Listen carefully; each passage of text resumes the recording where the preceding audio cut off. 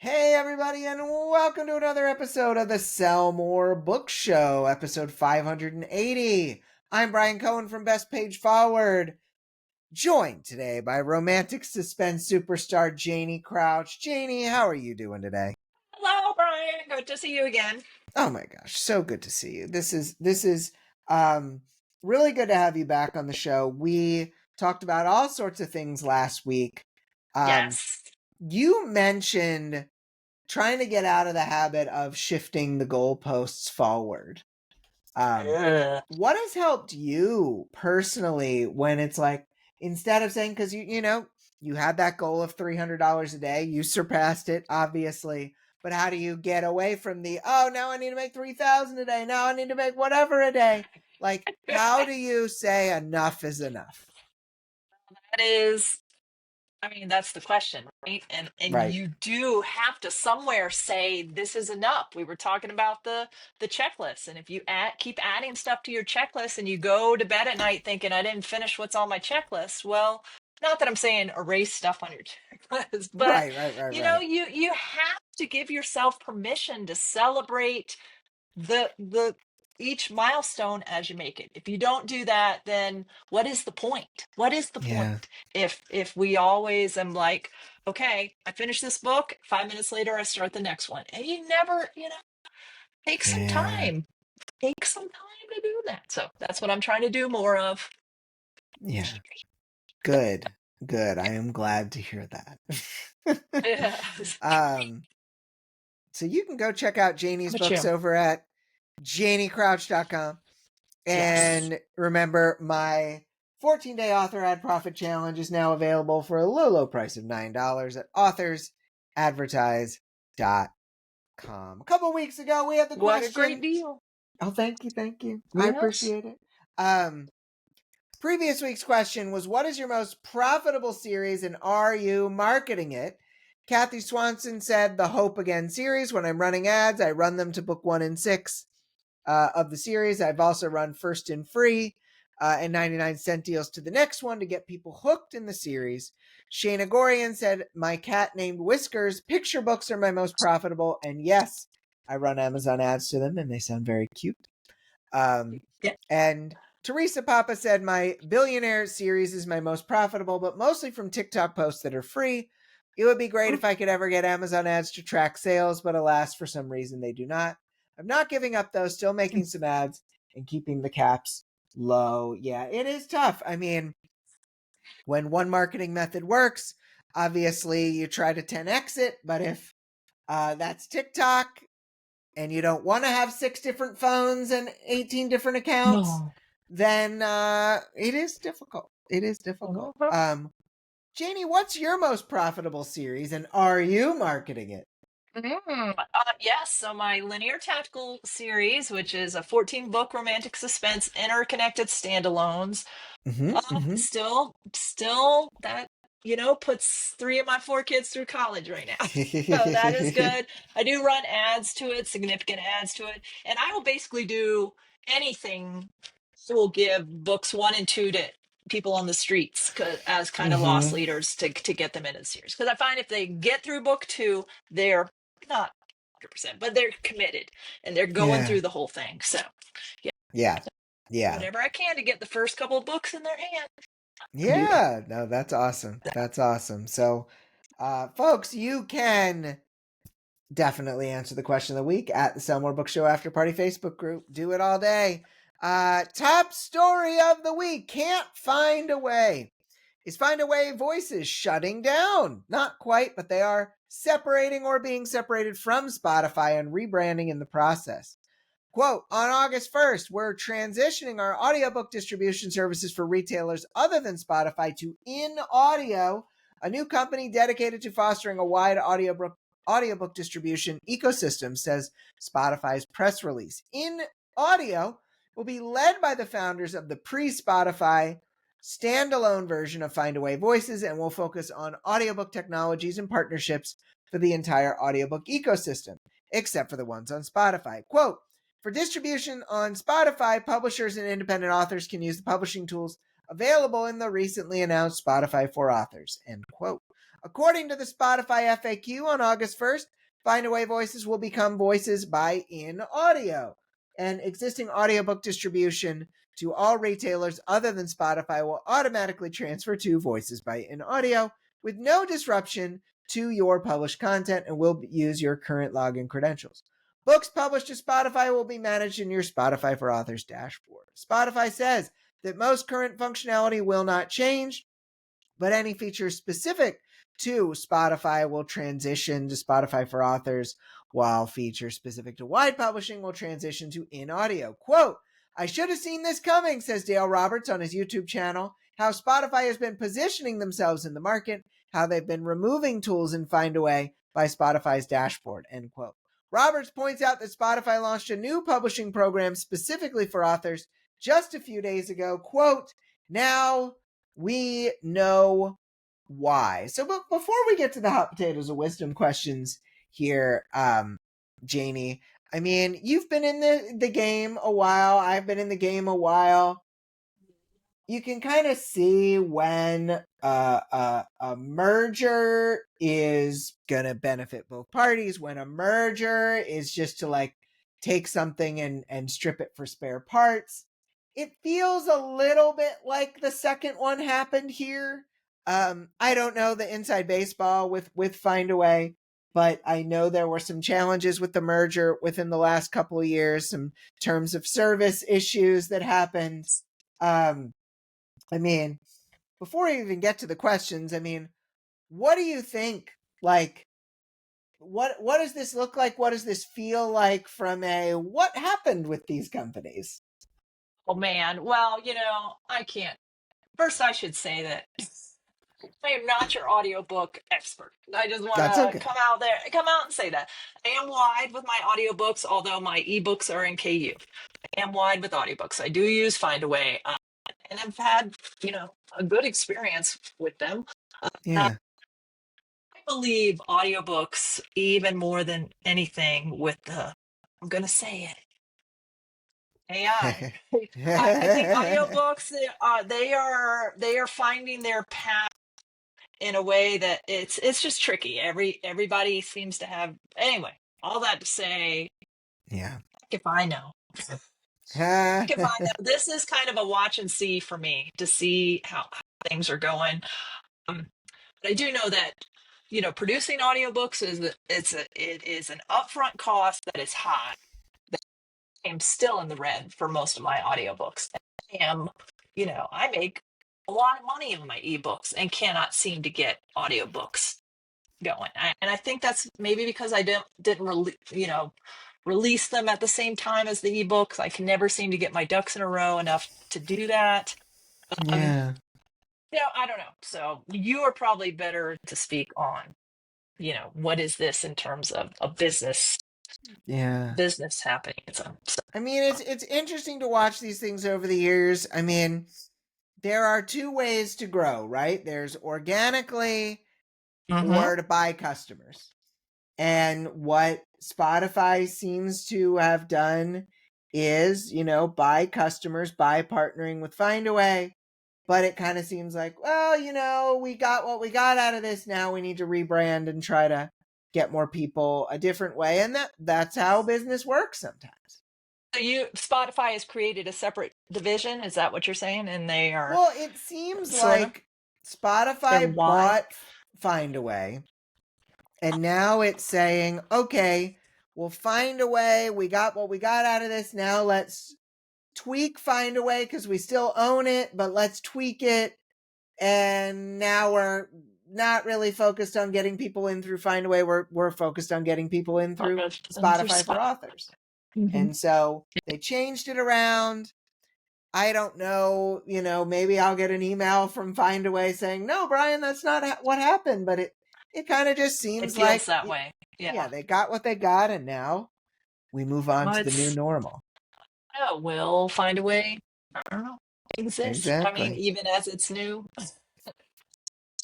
Yeah. maybe. Hard to Yeah. say.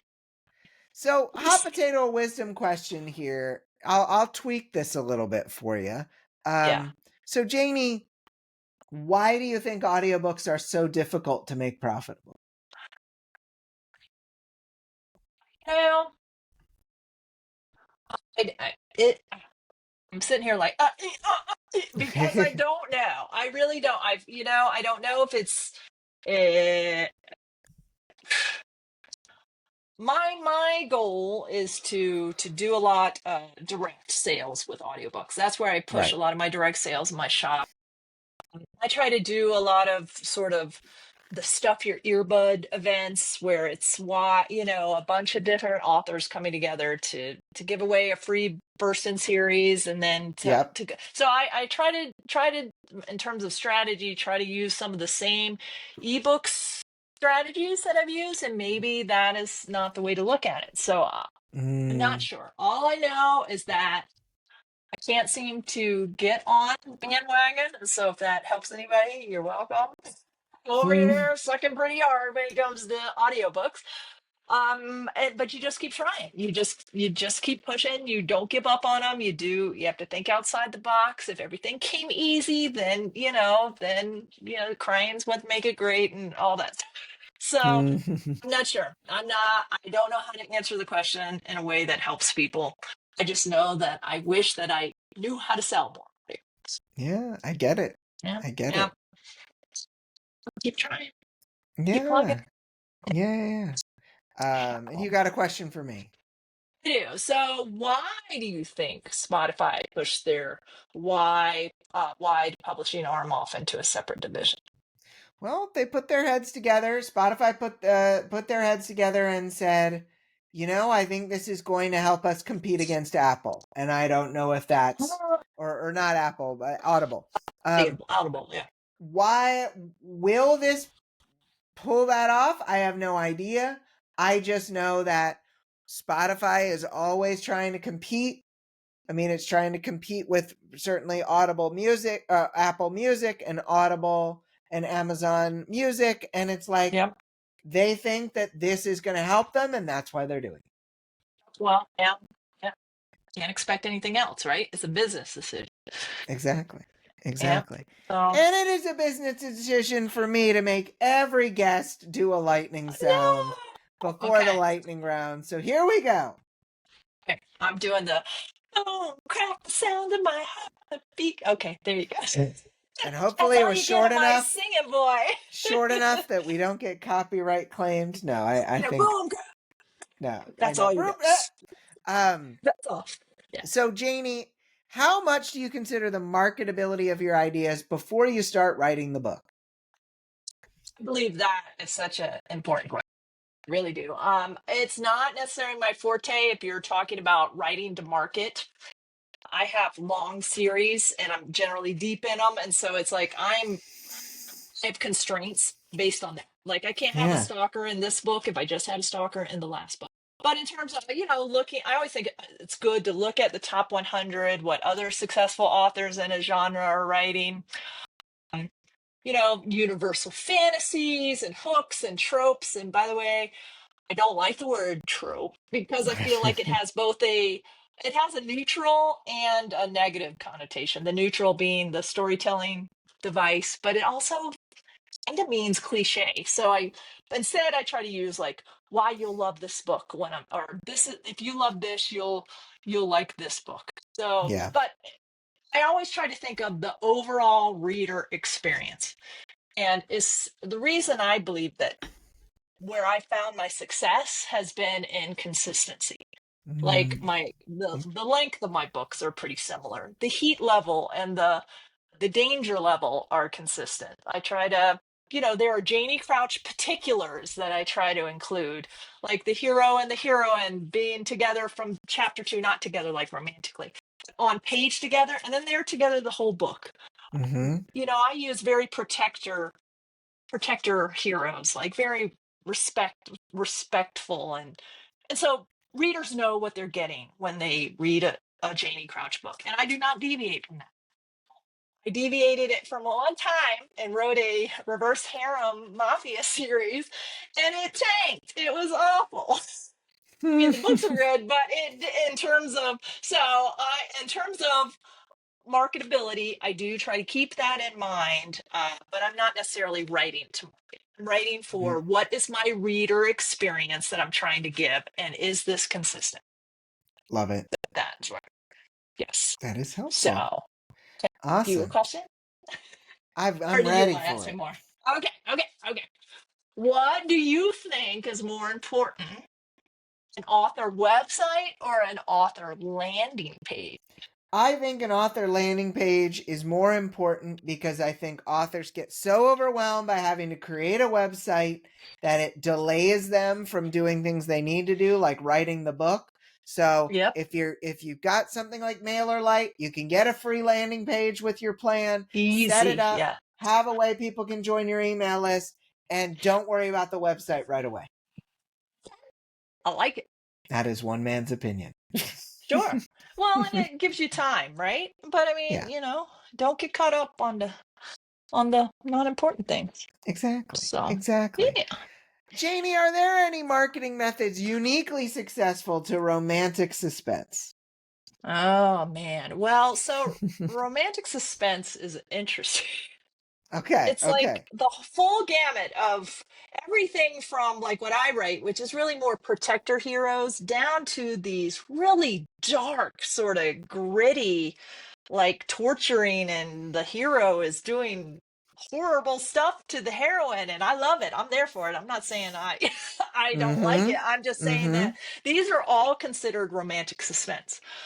So it used to be like romantic suspense was whatever Linda Howard and Nora Roberts put out when stuff was traditionally publisher controlled, but Yeah. it has different. So I do believe that it that marketing, and this is maybe not unique to romantic suspense, but it is leaning into the unique reader experience that you're offering, Mm, rather than trying to cast a wide as net as possible. Just, hey, this is why my book is for you, and focus on some of those key details that are your unique, what you're providing that's unique. Another thing is that I was on TikTok and saw some people talking about, oh, I love these books, you've never heard of romantic suspense, let me explain that term to you. And I couldn't believe that some readers are just not even familiar with the term romantic suspense. So right. not assuming that they know, what are some, can you call it something else, action adventure romance, romantic thriller, I mean, coming at it from different ways. So Mm, that for me has kind of been where I have focused on, just uh, trying to aim for how mine is unique and how it is the reader experience that I'm providing. love it. Love it. Okay. That is helpful. Thank you. How I'm about ready you? for I'm going to mine. turn that around for you. Okay. What marketing methods are you uniquely successful for nonfiction? I don't know It's all anything about nonfiction. it's all about the upsell. In Okay. fiction, you're trying to get into book 2. In nonfiction, you can sell people to more than just a book. To a Mm. course, to a coaching, to a service, to all of the above. And because the price point on those is so much higher, you can easily retarget. If you, let's say you Nice. built an email list of 1,000 people through Facebook ads to your nonfiction books, you could then retarget those 1,000 people to buy a course. Sure. It's That's, easy I peasy. wish I could Uh, sell a course. I hear you, Yeah. but you don't. You also No. don't because you don't want Yeah, to right. provide customer service. Oh, well, that is very fair. Yeah, but That is fair. Okay. and I love providing good customer service, so it Well, let fits me with ask you my a yeah follow-up. yeah Do please. you have the courses in mind before you publish the book, or do you I try to think it's go just into like it as a whole? beginning with the marketing in mind. If you are going to Okay. put out a course, you can you can plan the book to go with that course. I was promoting a course way long ago, like 2014, um, on the platform Udemy about working Oh for yeah. yourself, and then I said, "Oh well, I'll do a perma-free book to go with it," and the book ended up being more successful than the course. It was downloaded 500,000 times, Holy cow. Well, there you go. All and right. so, but you know what I didn't do? I didn't have a link to join my email list in it. Yeah. And so, but you live, you No. learn. I know, right? 500,000 emails. Why? But it's okay. It's okay. Yeah. Oh man. Things you learn. I mean, live and Yeah, learn. exactly. And Yes. speaking of that, what is your Yes. best starting piece of advice to give to an author who's been trying at this for quite some time but hasn't made much progress on their sales? Oh man. You could go back to Well, the Xanax and I the know, right? tequila. Xanax, tequila. Yeah. Yeah. No, the first thing I would ask, honestly, because if you've been trying for 10 years and you haven't made much progress, the first thing I would have to ask is, what is your goal? What is your goal? Yeah. If you're trying to write the story of your heart, your passion project, the story that lives rent free in your head, listen, I completely embrace that 100%. I respect it. Go forth and fight the good fight.